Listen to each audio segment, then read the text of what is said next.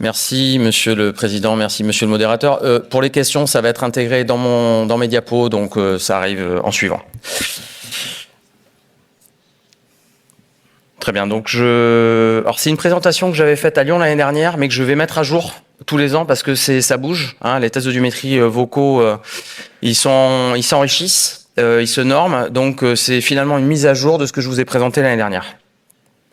Donc concernant mes liens d'intérêt, je suis président du groupe Diapason. Alors ces tests d'audiométrie vocale dans le bruit, ils sont grâce ou à cause du texte de loi 100% santé, en 2018 devenu entre guillemets nécessaire, puisque dans ces textes, il y a des informations concernant les critères d'appareillage qui ont été insérés. Et nous allons passer à la première question. Voilà. Donc, quel est le nouveau critère d'indication d'appareillage introduit par l'arrêté du 14 novembre 2018 ? Choix 1, donc une surdité avec une perte auditive moyenne supérieure à 30 décibels. Deuxième choix, une perte auditive dans les fréquences aiguës supérieure à 30 décibels à partir de 2000 Hz. Le troisième choix, une dégradation significative de l'intelligibilité en présence de bruit défini par un écart à la norme de plus de 3 décibels. Et en quatrième choix, un seuil d'intelligibilité dans le silence supérieur à 30. Donc là, a priori, ça vote bien. Voilà, on peut passer à la slide suivante. Merci pour votre participation. Donc c'est en effet la dégradation significative de l'intelligibilité en présence de bruit. Donc c'est pour la première fois, et je remercie d'ailleurs le professeur Ng Tai Wan, car je sais qu'il a œuvré en ce sens. Hein. C'est à partir de ce texte d'application qu'a été introduit la notion de prescription d'aide auditive par rapport à une dégradation dans le bruit. Avant, il n'y avait pas cette notion-là.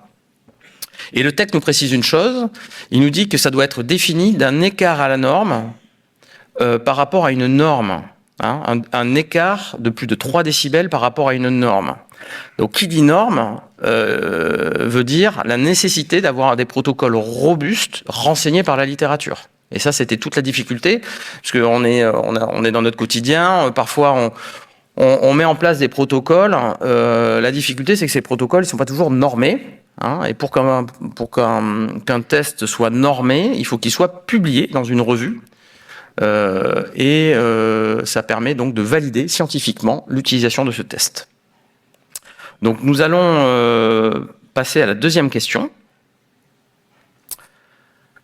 Donc quels tests d'audiométrie vocale dans le bruit normés et publiés en français l'ont été avant 2018 ? Donc les tests là dans le bruit, là vous les connaissez. Le IN 5 minutes, vous en avez entendu parler. Le Framatrix, Mathieu, professeur Marx en a parlé juste avant. Le Frasimat, qui est une version du Framatrix simplifiée. L'AVB maison, voilà, celle qu'on a pratiquée pendant de nombreuses années. Et puis la vocale rapide dans le bruit qu'on appelle également le VRB. Donc là, je vous laisse voter. Donc là, tous les 5, ce sont des tests dans le bruit. Mais ma question, c'est de savoir quel était celui qui a été validé en français avant l'arrêté de 2018. Donc on a un peu de VRB quand même, on a un peu de IN 5 minutes, donc ça veut dire que ce sont des noms qui vous parlent, ce qui est plutôt une bonne nouvelle. On va afficher les résultats, le résultat c'est le 2. C'est-à-dire que finalement, le premier test qui a été validé en langue française avec cette notion de norme, c'est le Framatrix. Et après, on va voir que on a d'autres tests qui sont aujourd'hui disponibles et que nous pouvons utiliser sans difficulté dans notre quotidien. Donc, comment j'ai envisagé les choses ? C'est-à-dire, je suis parti des articles Princeps, c'est-à-dire, je suis parti donc des articles de base qui permettent donc de valider scientifiquement ces tests d'audiométrie vocale dans le bruit. Donc là, on a, alors il y en a 4 en fait maintenant articles Princeps, donc puisqu'il y a un nouveau test qui a été validé. Donc là, sur cette diapo, vous allez en voir 3. Donc on retrouve l'article Princeps donc du Framatrix qui est là. Donc c'était en 2011. Ensuite, on a le VRB en 2018. Et puis une version simplifiée du Framatrix en 2020. en 2021 qui est plutôt utilisé pour les enfants. Voilà, et on a 2 nouveaux tests, donc ça c'est les 2 derniers. En 2022, donc on a un test qui a été validé de manière scientifique qui s'appelle le INT 5 minutes. Et puis également un autre test, un nouveau test qui est l'équivalent donc du French in-noise self-test qui a été validé donc en 2024. Donc ça c'est le tout dernier. Donc là vous avez les 5 articles aujourd'hui. Je referai peut-être cette présentation l'année prochaine, il y aura peut-être d'autres tests qui seront validés. En tout cas, ce sont les 5, à la base, les 5, on va dire, tests qu'on peut utiliser, ou en tout cas qui peuvent déclencher tout simplement une prescription médicale pour des appareils auditifs avec une gêne dans le bruit, on va dire, supérieure à la normale.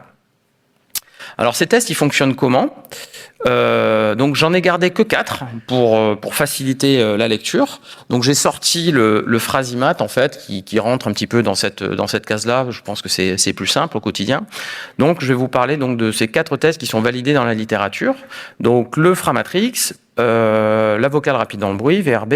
Donc Framatrix c'est allemand, hein, c'est toute l'équipe de Oldenburg. VRB c'est l'équipe lilloise. In 5 minutes c'est à Paris et le So In-Noise c'est à Montpellier. Alors, quels signaux vocaux sont utilisés dans ces tests ? Alors, pour le Framatrix, ce sont des phrases, voilà, donc que vous connaissez, hein, composées d'un nom, d'un verbe, d'un nombre, d'un objet, d'une couleur. Pour le in 5 minutes, ce sont les phrases du int. Donc là, il faut valider la phrase en entier. Pour le Framatrix, on valide item par item. Pour le VRB, c'est issu du corpus MMBA. Et puis pour le Sonoise, ah oui, alors ça va, je vais tout déclencher en même temps, comme ça j'aurai le Sonoise qui arrive en même temps. Voilà, okay, là, il y a un petit bug au niveau de la présentation, c'est pas très grave. Pour le Sonoise, c'est un chiffre, un nom et une couleur. Par exemple, un serpent noir. Voilà. Donc ça, c'est un test que je vous présente cette année, que j'avais pas pu vous présenter l'année dernière, puisqu'il n'était pas encore validé. Voilà. Donc là, vous avez maintenant les bruits tout en haut. Donc différents types de bruits pour tous ces tests-là. Donc ce sont généralement donc des bruits masquants pour la parole, donc des spectres vocaux. Pour le Framatrix, c'est un bruit qui est dédié, qui est conçu vraiment à partir du signal vocal. Hein. C'est des phrases qui sont concaténées, donc elles sont ajoutées les unes derrière les autres avec un petit décalage fréquentiel. Pour la VRB, on a l'onde vocale globale qu'on connaît bien. Le in 5 minutes, on a un ICRA-noise et pour le Sonoise test, on a un bruit vocal spécifique au test. Voilà. Et concernant donc la norme, cette fameuse norme, elle est là. Donc là, je vous l'ai indiqué. Donc pour le Framatrix, la norme, elle est donnée à -6. Pour le VRB, elle est à 0,29, mais le test, c'est une lecture immédiate puisqu'en fait, on a mis la norme à 0. Donc on lit directement, ce qui est très pratique. Pour le in 5 minutes, elle est donnée à -1. Et pour le Sonoise, elle est donnée à -17. Hein. Donc la norme, elle varie en fonction du type de test, mais bon, jusque-là, il n'y a pas de difficulté majeure. Donc ces tests dans le bruit, cette perte en RSB, c'est une nouvelle indication donc d'appareillage et c'est une occasion rêvée d'uniformiser nos pratiques, puisqu'on peut les utiliser les ORL, et ça ce serait un souhait vraiment, voilà, j'ai vu qu'il y avait quand même des dispositions, en tout cas l'accès à des plateformes qui vont faciliter l'utilisation de tests dans le bruit en cabine, en ville. Mais pour les audioprothésistes, je pense que ça permet d'uniformiser nos tests. Donc là, on a des tests par exemple de VRB ici. Oups, pardon. Hop. Donc de VRB, non, je vais pas y arriver. Ici, donc là, vous avez la norme, donc vous avez l'écart à la norme, et puis vous avez donc sans appareil, avec appareil, voilà, vous pouvez comparer un appareil avec un autre. Et puis ici, c'est sur le Framatrix, vous pouvez comparer 2 appareils entre eux. Je pense que c'est quand même intéressant quand on délivre un nouveau matériel qui est en théorie beaucoup plus performant, etc., de pouvoir le valider dans le bruit, bien entendu, et de pouvoir quantifier au patient non seulement l'amélioration qu'il a dans le bruit, mais en plus également où il se situe par rapport à un normand entendant. Je vous recommande les recommandations de la SFORL donc pour la pratique de audiométrie vocale dans le bruit chez l'adulte, et je vous remercie pour votre attention.